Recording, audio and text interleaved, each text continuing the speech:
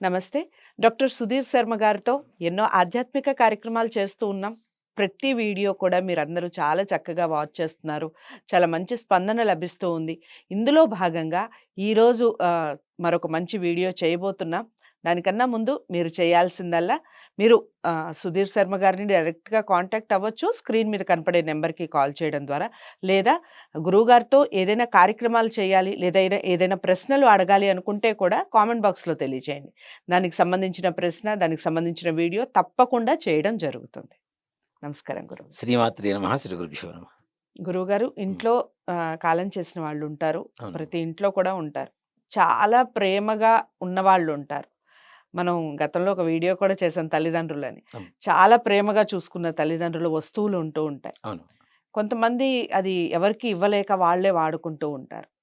లేదా కాస్ట్‌లీ వస్తువులనుకోండి. అసలు ఇవ్వబుద్ధి గాదు. ఎందుకు ఇవ్వటం అని చెప్పి వాడుకునే వాళ్ళు ఉంటారు. సరే అసలు విషయం ఏమిటి అంటే, ఈ వస్తువుల్ని అసలు వాడుకోవడం మంచిదంటారా? ఎవరికన్నా ఇవ్వడం మంచిదంటారా?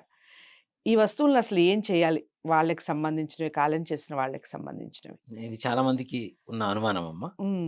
మంచి ప్రశ్న.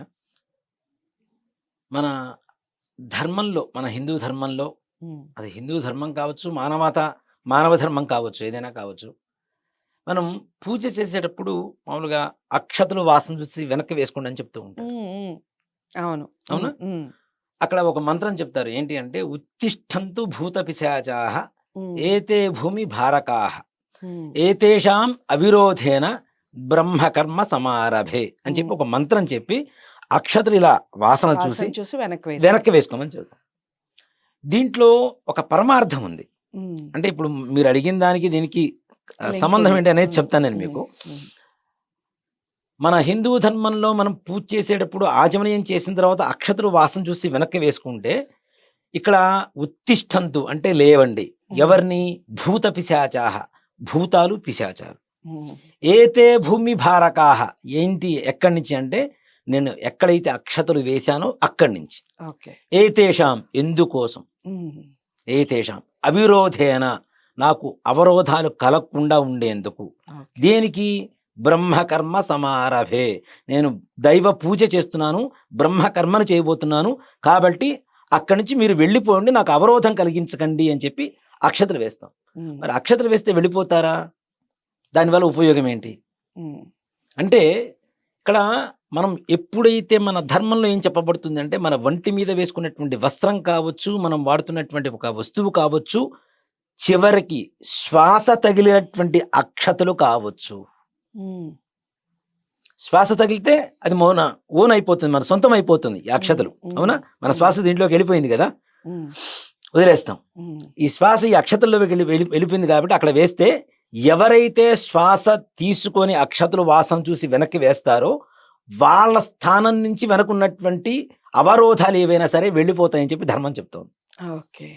అంటే వాసన చూస్తేనే అక్షతలు మనం అవుతున్నప్పుడు, మనం ఒంటి మీద వేసుకున్నటువంటి వస్త్రాలు కావచ్చు, వస్తువులు కావచ్చు, మనం వాడుతున్నటువంటి వస్తువులు కావచ్చు, తప్పనిసరిగా మనలో ఉండేటువంటి పాజిటివ్ ఆర్ నెగెటివ్ తప్పనిసరిగా ఆ వస్తువుల్లోకి వెళ్తుంది.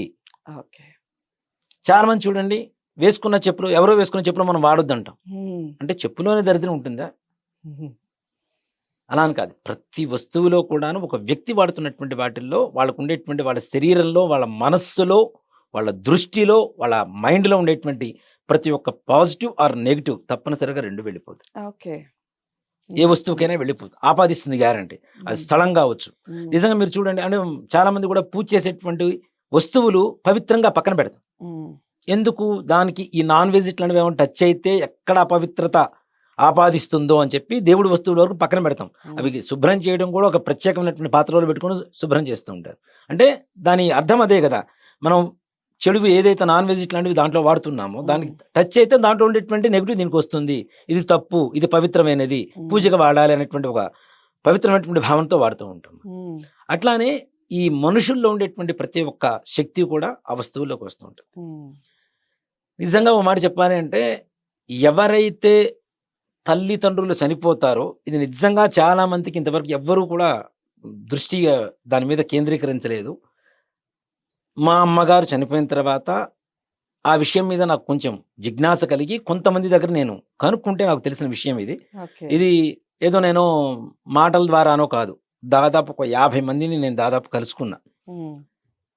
వాళ్ళకుండేటువంటి అస్వస్థత కావచ్చు, హ్మ్. వాళ్ళకుండేటువంటి శారీరకమైనటువంటి రుగ్మతలు కావచ్చు, హ్మ్. వాళ్ళ ఆలోచన విధానాలు కావచ్చు, వాడు మాట్లాడేటువంటి మాట విధానం కావచ్చు, హ్మ్. వాళ్ళు పూజ చేసేటువంటి పూజ విధానం కావచ్చు. హ్మ్. తప్పనిసరిగా ఒక తల్లి కానీ, తండ్రి కానీ చనిపోతే వాళ్ళ దగ్గర నుంచి తప్పనిసరిగా వాళ్ళ శరీరంలో, వాళ్ళ మనస్సులో ఉండేటువంటి ఒక శక్తి మాత్రం ఈ కర్మ చేసినటువంటి వ్యక్తికి తప్పనిసరిగా వస్తుంది.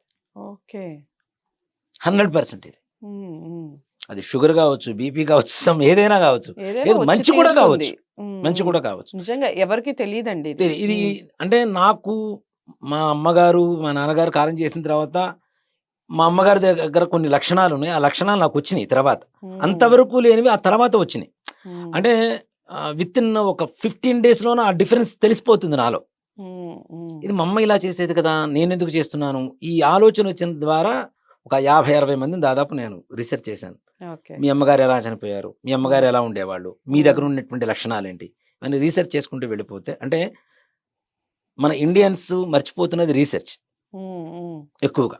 హ్మ్. అవునా? మూలాన్ని తెలుసుకోవాలి అనేది నా ఆలోచన ఉంటుంది. ఓకే. అమెరికన్స్ ఏ విషయం పట్టుకున్నా తప్పనిసరిగా మూలం దగ్గర నుంచి లాగుతారు వాళ్ళు. అవును. కాబట్టి ప్రతి ఒక్కటి వాళ్ళకి నాలెడ్జ్ ఎక్కువుంటుంది. హ్మ్. మనకి నాలెడ్జ్ ఉంది. కొంతమందికి మాత్రమే ఆ మూలాన్ని తెలుసుకునేటువంటి ఒక జిజ్ఞాస తక్కువగా ఉంటుంది. హ్మ్. నేను ఇట్లా కొంతమంది కనుక్కుంటే నిజంగా చనిపోయినటువంటి వాళ్ళ లక్షణాలు ఏవైతే ఉన్నాయో, అది హ్మ్. రోగం కావచ్చు, ఆలోచన విధానం కావచ్చు, ఇట్లాంటివన్నీ కూడాను కొంతమందికి పూజా విధానం వచ్చింది. హ్మ్. అంతవరకు పూజా గదిలోకి కూడా పోకుండా బయట నుంచి దండం పెట్టుకుపోయి వెళ్ళేటువంటి వ్యక్తికి వాళ్ళ హ్మ్. అమ్మగారు ఏ విధంగా అయితే పూజ చేస్తారో సేమ్ అదే విధంగా రోజు పూజ చేయడం మొదలుపెట్టాడు. ఓకే. అలా కొంతమందికి కొన్ని కొన్ని లక్షణాలొస్తున్నాయి. హ్మ్. కాబట్టి అంటే ఒక వ్యక్తికి ఎవరి మీదైతే ప్రేమ ఉంటుందో హ్మ్. వాళ్ళకి ఈ లక్షణాలొస్తాయి. ఓహ్! తప్పనిసరిగా. కానీ మరి ఆ వస్తువుల్ని వాడుతున్నాం. అవి వాడొచ్చా అంటే నిజంగా చెప్పాలంటే వాటిని జ్ఞాపకాలుగా పెట్టుకోవడం అనేది ఉత్తమమైనటువంటి మార్గం. అవునా? ఓకే. వాడటం కంటే కూడాను జ్ఞాపకంగా పెట్టుకోవాలి. జ్ఞాపకంగా. హ్మ్. ఇప్పుడు నిజంగా మనం వాడుతూ ఉంటే అది బ్రేక్ అవ్వచ్చు. ఒక అవును. స్పెట్సే అనుకుందాం. హ్మ్. మా అమ్మగారి స్పెట్స్ ఉన్నాయి. అవి నేను వాడుతూ ఉన్నాననుకోండి. బ్రేక్ అయిపోతే ఆ జ్ఞాపకం పోయినట్టే గదా! హ్మ్. అవునా? అలా దాచకపోతే ఇప్పుడు మనం మ్యూజియాలంటూ అర్థం లేదు వాటికి. రైట్. కొన్ని వేల సంవత్సరాల క్రితం నుంచి వాళ్ళు వాడినటువంటి వస్తువులు మరి హ్మ్. వాళ్ళ రోజున అంత పవిత్రంగా చాలా వాల్యుబుల్‌గా చూసుకుంటున్నారు. హ్మ్. హ్మ్. అవునా? సాలార్జంగ్ మ్యూజియం కావచ్చు. ఒక్కో చోట చాలా ఒక్కోట. ఉన్నాయండి. చాలా మైసూర్ ఉన్నాయి. కోటలో హ్మ్. ఉన్నాయి. హ్మ్. హ్మ్. మైసూర్ ఫోర్ట్‌లో ఆ రాజులు వాడినటువంటి వస్తువులన్నీ ఉన్నాయి. వాళ్ళ డ్రెస్సులతో సహా ఉన్నాయి. అవన్నీ హ్మ్. కూడా జ్ఞాపకాల చిహ్నాలే గదా! అవును. అవి తప్పనిసరిగా అవి మనం పెట్టుకుంటే మనం మర్చిపోతామేమో కానీ, రోజు పెట్టుకునేటువంటి అలవాటు ఉంటుందేమో కానీ, వస్తుందేమో కానీ, కానీ అవి బ్రేక్ అయిపోయిన తర్వాత వాటి గురించి మర్చిపోయేటువంటి అవకాశం ఉంటుంది. కాబట్టి వాటిని చిహ్నాలుగా పెట్టుకోవడం అనేది మంచిది. హ్మ్. వాటిని వాడడం ద్వారా పాజిటివ్ ఏమైనా వస్తుందా? నెగెటివ్ ఏమైనా వస్తుందా? అంటే ఇక్కడ పాజిటివ్, నెగెటివ్ అనేది మన ఆలోచన విధానంలో ఉంటుంది ఓకే. ముఖ్యంగా.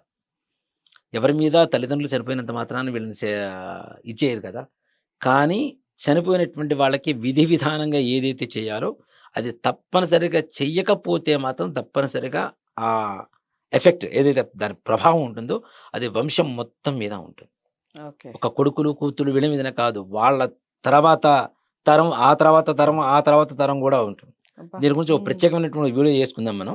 షూర్. షూర్ సో, అండి. కాబట్టి తప్పనిసరిగా వస్తువులు వాడే కంటే కూడా హ్మ్. గుర్తుగా చూసుకుంటూ వాళ్ళని మననం చేసుకోవడం అనేది ఉత్తమమైనటువంటి మార్గం. చాలా చక్కటి వివరణ ఇచ్చారు గురువుగారు నిజంగా. చాలా మందికి తెలియని విషయం హ్మ్. ఇదైతే.